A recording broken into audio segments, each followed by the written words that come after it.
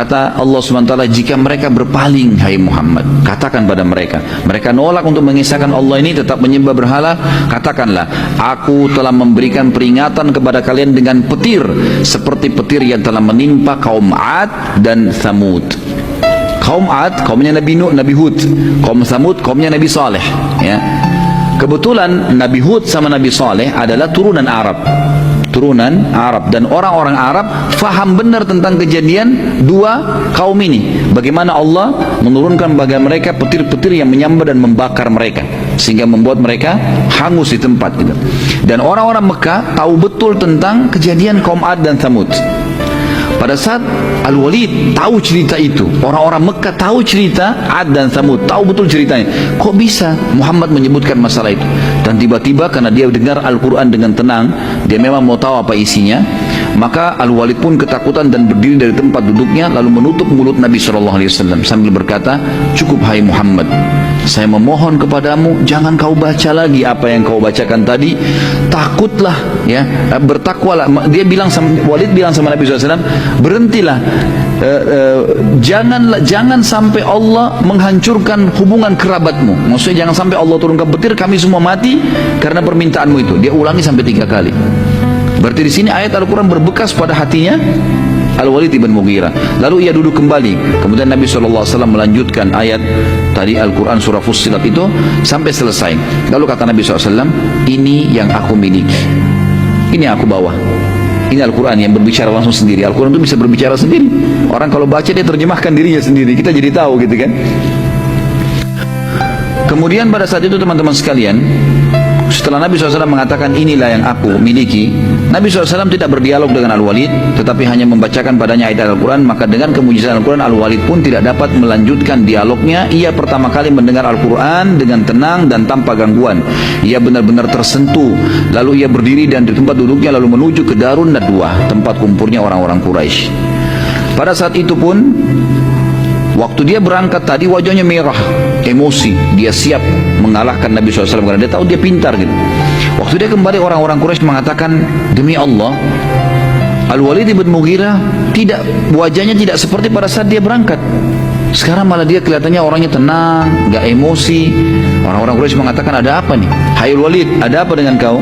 Al-Walid mengatakan, demi Allah, dia bilang sama kaumnya, orang-orang Quraisy, aku telah mendengarkan perkataan yang belum pernah aku dengar sebelumnya.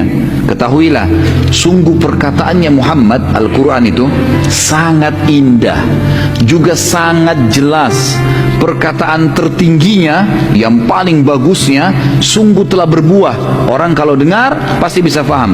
Dan perkataan yang paling sederhananya, Al-Quran itu telah mencukupi, juga sudah terincikan. Dan pastilah perkataannya itu akan menang dan tidak akan pernah terkalahkan. Ini kata siapa? Kata dutanya Quraisy yang diakui orang yang paling pintar pada saat itu. Nabi SAW dikerunai Al-Quran karena memang kaumnya pada saat itu sangat menjunjung tinggi sastra dan menjadi peradaban mereka. Baik, melihat keadaan Al-Walid berubah teman-teman sekalian, serentak orang-orang Quraisy pun berada dalam nadwa berkata, wahai Walid, apa engkau telah meninggalkan agama nenek moyangmu? Al-Walid menjawab, tidak, demi Allah tidak, aku hanya belum pernah mendengar kata-kata seperti itu. Lalu orang-orang Quraisy bilang, mungkin itu cuma syair-syair. Syair memang susunannya bagus, gitu kan? Al-Walid mengatakan, demi Allah, tidak seorang pun dari kalian yang tahu syair lebih daripada saya. Saya orang yang paling tahu, kalian tahu saya orang paling pintar dalam syair. Dan itu bukan sama sekali syair. Perkataan Muhammad bukan syair.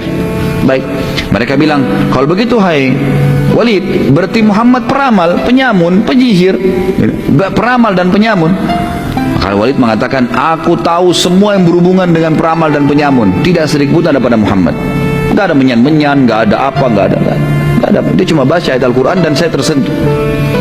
Lalu mereka bilang, orang Quraisy lagi, kalau begitu mungkin dia orang gila atau kesurupan syaitan, kesurupan jin. Kata Quraisy begitu dalam riwayat. Al-Walid menjawab, aku tahu semua sifat-sifat dan ciri-ciri orang yang gila dan kesurupan, gitu kan. Tidak ada pada Muhammad. Normal, tenang, tidak ada apa-apa. Mereka bilang, kalau begitu dia penyihir. Tadi peramal sama penyamun, ya sekarang penyihir. Dia bisa menyihir orang. Al-Walid mengatakan, aku sangat tahu semua penyihir-penyihir Jazirah Arab. Semua aku kenal. Dan aku tahu perilaku-perilaku mereka. Tidak ada sedikit pun pada Muhammad. Orang-orang Quraisy bilang, engkau telah membuat kami bingung. Lalu apa semestinya yang kami katakan tentang Muhammad? Kata Al-Walid, kalian mau dengar saran saya? Kata mereka, tentu saja. Ini sekarang teman-teman, Al-Walid orang terpintarnya Quraisy berbicara sama tokoh-tokoh Quraisy. Semua yang Quraisy bilang, peramal, penyamun, penyihir, kesurupan, apalah, gila, semua ditolak sama Walid. Nggak ada, semua itu bukan. Lalu apa? Kata Al-Walid, mau dengar saran saya? Kata mereka, tentu saja. Lalu kata Al-Walid, yang pertama saran saya, ada dua saya tawarkan. Yang pertama, kalian mengikutinya karena ucapannya benar. Kita harus berakal, ini benar yang diucapkan, terima, kita mengikutinya. Mereka jawab, tidak mungkin. Orang-orang Quraisy bilang, tidak mungkin, kami meninggalkan agama nenek moyang kami. Al-Walid berkata, kalau begitu tinggal ada yang kedua. Apa yang kedua? Kata Al-Walid, biarkan dia berdakwah kepada siapapun yang dia mau.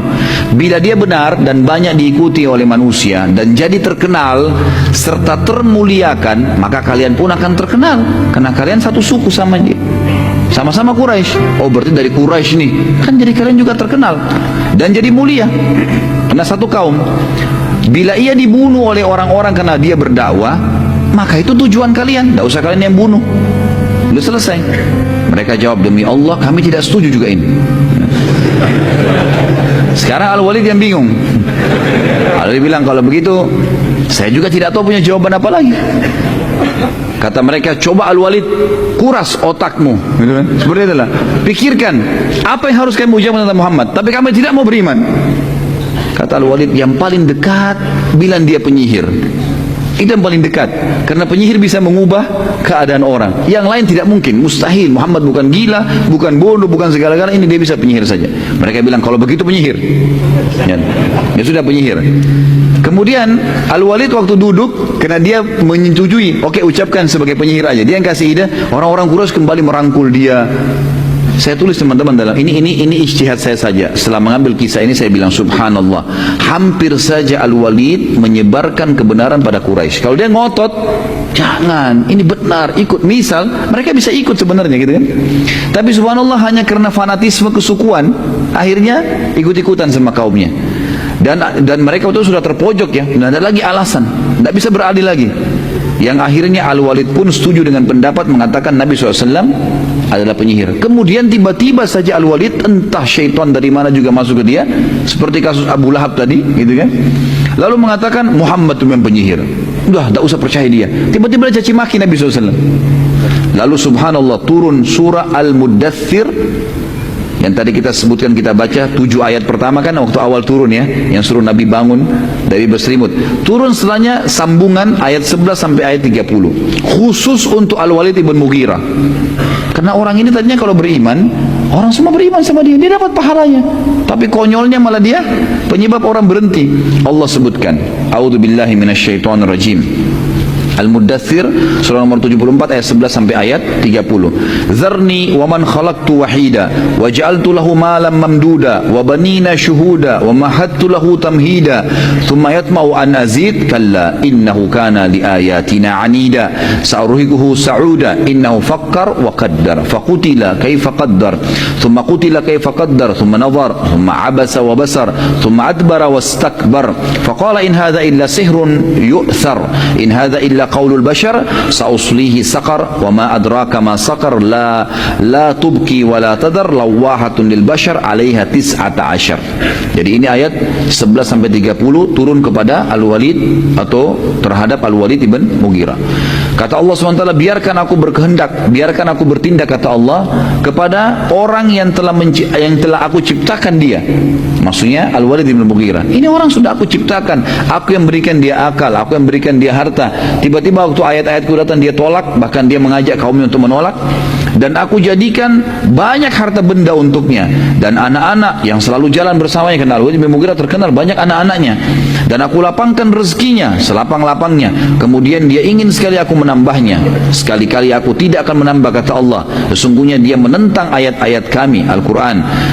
Aku akan membebani dia mendaki pendakian yang memayahkan. Maksudnya dia akan kesulitan dalam hidupnya sekalian di dunia dan kemudian juga di akhirat. Sesungguhnya dia telah memikirkan dan menetapkan untuk beriman, maka celakalah dia bagaimana dia mengalihkan keputusannya. Kemudian celakalah dia bagaimana dia bisa mengalihkan keputusannya. Dapat membawa cinta Allah Subhanahu wa taala kepada hambanya. Dalam hadis